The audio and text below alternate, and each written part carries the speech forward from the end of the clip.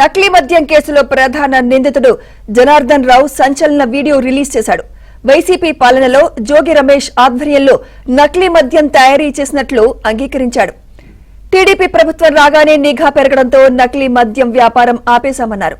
ఏడాది ఏప్రిల్ నెలలో జోగి రమేష్ తనకు కాల్ చేసి నకిలీ మద్యం తయారు చేయాలని చెప్పినట్లు జనార్దన్ రావు వెల్లడించాడు. టీడీపీ ప్రభుత్వాన్ని భ్రష్టు పట్టించడానికి మళ్లీ నకిలీ మద్యం తయారీ మొదలు పెట్టాలని జోగి రమేష్ తనతో అన్నట్లు తెలిపాడు. పైవారి ఆదేశాలతోనే తనకు నమ్మకస్తుడైన నీకు ఈ పని అప్పచెప్తున్నానని జోగి రమేష్ చెప్పినట్లు పేర్కొన్నాడు. ఇబ్రహీంపట్నంలో పెట్టాలి అనుకున్నా కానీ జోగి రమేష్ ఆదేశాలతో మొదట తంబళ్లపల్లి నియోజకవర్గంలో నకిలీ మద్యం తయారీ మొదలుపెట్టినట్లు జనార్దన్ రావు వివరించాడు.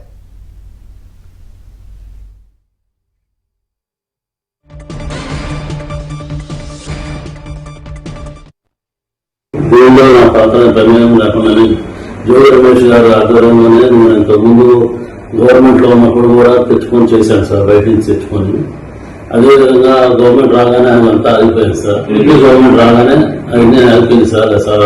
ఏం చేయడం లేకుండా బాగా స్ట్రిక్ట్ అయిపోయేటప్పటికి ఇక నేను కూడా ఆగిపోయాను సార్ మొత్తం. ఆ తర్వాత ఏప్రిల్ 2020 ఆ టైంలో మళ్ళీ జోగి రమేష్ గారిని కాంటాక్ట్ చేసి మాట్లాడదాం రమ్మంటే నేను మన తమ్ముడు ద్వారా మాట్లాడాను సార్. టీడీపీ గవర్నమెంట్ మీద ఏదో రకంగా మనం బురదసారాలి, వాళ్ళు బ్యాడ్ చేయాలి, మనకి అప్పుడు మైలేజ్ ఎక్కువ ఉంటుంది అని ఇంతకుముందు చేశారు కదా అన్నట్టు మీద తీసి జైల్లో పెట్టాను సార్. నేను ఇబ్రహీంపట్నం అనుకున్నా సార్. తర్వాత నేను మా క్లాస్మేట్ జయశంకర్ రెడ్డి తమ్ముడు కూడా తెలిసేటప్పటికి చిత్తూరు జిల్లా, ఉమ్మడి చిత్తూరు జిల్లా వచ్చింది కాబట్టి ముందు అక్కడ ప్లాన్ చేద్దాం, చంద్రబాబు గారిని బ్యాన్ చేయడానికి అక్కడ చేద్దాము. నేను అక్కడ వైన్ షాప్ వాళ్ళకి వచ్చినాయి, వాళ్ళు చేసుకోలేకపోతే నేను తీసుకుంటున్నానని చెప్పి జోగి రమేష్ గారు చెప్పాను సార్. అయితే అక్కడే ప్లాన్ చేయాలని చెప్పారు. నేను అక్కడ లోపల అతను సిఫారసు సిద్ధాన్ని అతను పట్టుకొని అవన్నీ రూమ్ అద్దెకి తీసుకొని వేరే వాళ్ళ పేరు మీద అక్కడ సెటప్ అంతా చేశాను సార్. చేసిన తర్వాత ఎవరైతే ఉన్నారో వాళ్ళకి తెప్పించి అన్ని రెడీ చేయించి మందు తయారు చేయడానికి కావాల్సిన స్పిరిట్, క్యాప్లు అన్ని దాన్ని కలిపేదానికి కావాల్సిన కెమికల్స్ అన్ని తెప్పించి బాలాజీ ద్వారా చేశాను సార్. అది ఎప్పుడు నెలలో అది ఇలా అంతా రెడీ చేసి పెట్టండి. రెడీ చేసి ఎప్పుడైతే పెడతారో అప్పుడు మొత్తం ఎక్కువగా ఉన్నప్పుడు మీరు ఎవరు లేని సమయం చూసి దాని గవర్నమెంట్ మీద బొజ్జాగా మీకు ఏం కాదు, మీకు ఇబ్బంది నేను చూసుకుంటాము. నేను బాగా ఆర్థిక ఇబ్బందుల్లో ఉన్నానండి. ఆ ఆర్థిక ఇబ్బందుల నుంచి తీసేసి మీ ఫ్రెండ్ అక్కడ ఎట్టవో ఆఫ్రికాలో రెస్టారెంట్ ఉన్నాయి కదా, అక్కడికి వెళ్ళిపో, దానికి కావాల్సిన అమౌంట్ 3 కోట్లుగా మేము సర్దుతాము, ఇవన్నీ ఏం చెప్పకుండా మామూలుగా తిరిగినట్టుగా ముందు మేము అక్కడికి వెళ్ళి అన్ని రెడీ చేస్తాము ఎవరికి అనుమానం రాకుండా అని చెప్పారు సార్. అదేవిధంగా తిరుగుతూ ఉంటుంది. కానీ అక్కడ ఫోటోలు కూడా వెళ్ళిపోతానంటే నేను గట్టిగా అడిగాను సార్, ఇబ్బంది అడిగితే మొన్న సెప్టెంబర్ 20 తారీఖు తర్వాత ప్లాన్ చేద్దాం, మీ ఫ్రెండ్ ఎక్కడున్నాడో కనుక్కోవాలంటే నేను కనుక్కుంటే ఆఫ్రికాలో ఉన్నానని చెప్పాడు సార్. అయితే నువ్వు కూడా ఆఫ్రికా వెళ్ళిపో, అతనితో టచ్లో ఉంటే నేను పెట్టుబడి పెడతానని చెప్పి కమిట్మెంట్ తీసుకో, మీకు ఇబ్బంది లేకుండా ఉంటుంది, మేము ఇక్కడ అడ్జస్ట్మెంట్ చేస్తాం, అమౌంట్ అంతా మీకు రెగ్యులర్ చేస్తాం, మీకు ఎటువంటి ఏమి ఇబ్బంది లేకుండా మేము చూసుకుంటాము.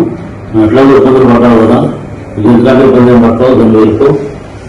అక్కడైతే ఇప్పుడు అన్ని రకాలుగా ప్లస్ అయితే ఇప్పుడు బాగుంటుంది. మాకు కూడా ఇక్కడ గవర్నమెంట్ మీద ఈ తప్పుడు ఆరోపణలు చేస్తే మాకు కూడా కలిసి వచ్చింది, మాకు కూడా మా వైసీపీ గవర్నమెంట్ కూడా కలిసి వచ్చింది అని కొన్ని రకాల భయపెట్టి కొంచెం డబ్బులు చూపి అన్ని రకాలుగా చేశారు సార్ నన్ను.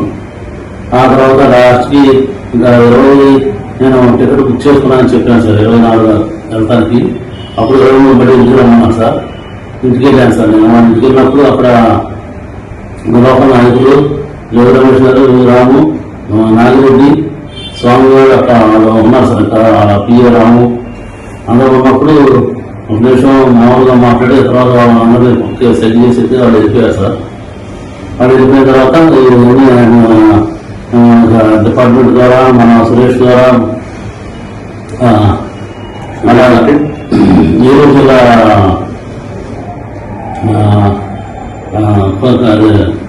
కొల్లేరు ఉంటారు సార్. నాకు నారాయణపురం బాగా ఫైనాన్షియల్ వచ్చింది సార్.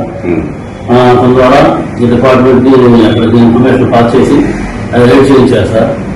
మున్కందూరులో రైడ్ చేయించి అది సరికంతా పట్టించి గవర్నమెంట్ మీద వ్యవస్థగా మాట్లాడి గవర్నమెంట్ ఏదో తప్పులు చేస్తుంది అని చెప్పి బాగా చేసి యాంటీ చేసి కొద్దాం ట్రై చేశారు.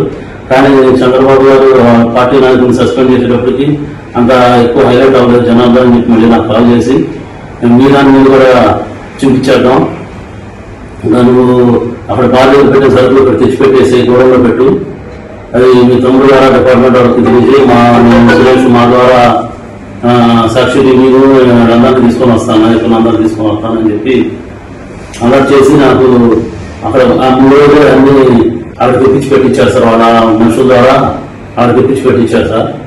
అదేవిధంగా ఇన్ఫర్మేషన్ లీక్ చేయించి తమ్ముడు ద్వారాను మీడియా సాక్షి మీడియా ద్వారా వాళ్ళ మనుషులు సురేష్ ఎవరైన ద్వారా ఇట్లా డిపార్ట్మెంట్ కమిటీ చేసి అది పెట్టించారు సార్. మా గోడంలో పెట్టిన లెక్కలు పెట్టించారు సార్. పక్కన గోడంలో బాధితులుగా ఉన్న గోడంలో అంతగా అనుకోకుండా మళ్ళీ అక్కడ 3 రోజులు అక్కడ ఎన్ని బాగా చేస్తున్నట్టుగా ఖాళీ పనులు కూడా తెప్పించి పెట్టించారు సార్. ఖాళీ ఎంపీ కాలను పెట్టారు సార్. ఎంపీ కాలను పెట్టించేసి ఇదంతా బాగా జరిగిపోతుంది, ఇక అన్ని రాష్ట్రంలో అన్ని ఏరియాలో ఇలాగే చేస్తున్నారు అని చెప్పి అని బాగా బాగా హైలైట్ చేశారు సార్. ఈ గవర్నమెంట్ కి చాలా బ్రాండ్ నేమ్ వచ్చింది, బాగా జరిగింది, చూసుకుంటా నువ్వు రావాల్సి లేదని చెప్పారు సార్ నాకు. ఆ చెప్పిన రోజు నుంచి నాకు 20 రోజులు కూడా నాకు యాంటిసిపేట్ వేస్తున్నారు, సంపూర్ణ కూడా ఆధారం తీసుకోలేదు సార్. దీంతో పాటు మా తమ్ముడు కూడా అరెస్ట్ చేసి మా తమ్ముడికి చెప్పాలని కూడా ఇన్ఫర్మేషన్ ఇవ్వలేదు సార్, తెలుస్తారని కూడా. ఆ లాయర్ గారి ద్వారా కూడా నాకు ఏం జరుగుతుందని నాకు నమ్మకం లేదు సార్. అక్కడ ఇవన్నీ అవ్వదని చెప్పేసి నేనే వచ్చి డిపార్ట్మెంట్ సహకరించి గవర్నమెంట్ మీద నా మీద జరిగింది, నేను వల్ల ఇబ్బంది పడింది అన్ని చెప్పేసి ఇక డిపార్ట్మెంట్ గారు సహకరిద్దామని చెప్పి నేను వచ్చేసాను సార్. ఇదంతా మేము నమ్మదగ్గగా మేము నమ్మాలి. ఇది మీకు ముందు మీ ఫ్రెండ్ కదా మీ ఆయన జయచంద్ర రెడ్డి, ఆయన అసలు ఇరికించారు. మరి ఈ విషయంలో ఇరికించలేదు సార్. ఆయన ఏం చేశారంటే పెద్దిరెడ్డి గారు ఆన్సర్ రెడ్డి గారు పక్క కాన్స్టిట్యూన్సీ, దోహన్ రెడ్డి గారు ఆ కాన్స్టిట్యూన్సీ, మిగిలిరెడ్డి ఆయనే చూసుకుంటాడు మొత్తం. మీ ఫ్రెండ్కి మళ్ళీ గెలవడు, మీ ఫ్రెండ్కి రాదు సీటు, మొత్తం మా ఆటలోనే ఉంటుంది, మీ ఫ్రెండ్కి ఏం కాదు, ఈయన ఎట్టలో ఓడిపోయినట్టే కదా, ఇక మళ్ళీ సీట్ రాదు, గెలవడు మీ ఫ్రెండ్ ఎట్లాగో అప్పుడు గారు వ్యాపారాలు చూసుకుంటాడు, మీరు కూడా అక్కడికే వెళ్ళిపోయి చూసుకొని మీరు ఇట్లా వచ్చానని చెప్పకుండా ముందే మాట్లాడుకుంటున్నారు కాబట్టి మీకు ఇబ్బందిగా ఉండదు అలా చెప్పి నమ్మించి చెప్పారు సార్. నాకు ఇక నాకు ఇక డబ్బులు ఎప్పుడైతే నాకు బాగా ఇబ్బంది ఆర్థిక ఇబ్బందులు ఉండడం వల్ల బాగా పబ్లిక్ ప్రెజర్ చేయడం, రిలయన్స్ వాళ్ళు శ్రీరాముడు బాగా ప్రెజర్ చేయడం వల్ల నేను ఉండే అన్ని ఆప్షన్కి వచ్చేసింది సార్. నేను ఉండే ఇల్లు కానీ ఉండే బాగా ప్రిన్సెస్ కానీ ఆప్షన్కి వచ్చేసింది సార్. ఇక నాకు తట్టుకోలేక ఆయన చెప్పింది వినేసి ఆయన ఆస్తి ఇచ్చిన 3 కోట్లు నాకు ఇస్తారనుకున్నాను, ఎప్పుడైనా తీరుతారనుకోని నేను ఓకే అన్నాను సార్, చేసేదానికి ఓకే అన్నాను సార్. మరి పరిచయం నాకు చిన్నప్పుడు సార్ జోగి రమేష్ గారు, నేను చిన్నప్పటి నుంచి నాకు జయచంద్ర చదువుకున్నప్పుడు సార్ మాకు అపార్ట్మెంట్ ఇంజనీరింగ్ విద్యానగర్ ఎంబీకేఎస్ గూడూరు దగ్గర గ్రామంలో ఎంబీకేఎస్ చదువుకున్నప్పుడు పరిచయం సార్. మళ్ళీ ఎలక్షన్ టైంలోనే మేము వెళ్ళాం సార్ ఆయన దగ్గరికి. ఆ టైంలో మా క్లాస్మేట్స్ అందరం వెళ్ళి కలిసి అక్కడ క్యాంపెయిన్ పార్టిసిపేట్ చేసాం సార్.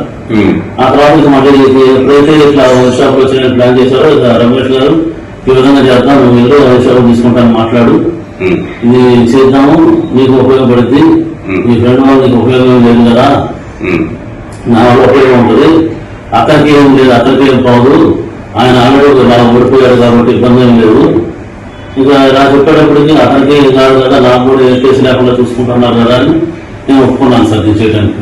ఎప్పుడైతే ఇట్లా చేశారో ఇక నేను ఎవరిని నమ్మదలుచుకోలేదు సార్. ఇక ఎవరు ఇస్తానా లేదు, నేను ఎట్లా ఇబ్బంది పడిపోయాను, ఇంకా మళ్ళీ ఇబ్బంది పడకూడదు అని చెప్పేసి వచ్చి ఇక సరెండర్ అయిపోయి గవర్నమెంట్ 6 క్లాస్ ఎట్లా రెడీ వచ్చేసాను సార్.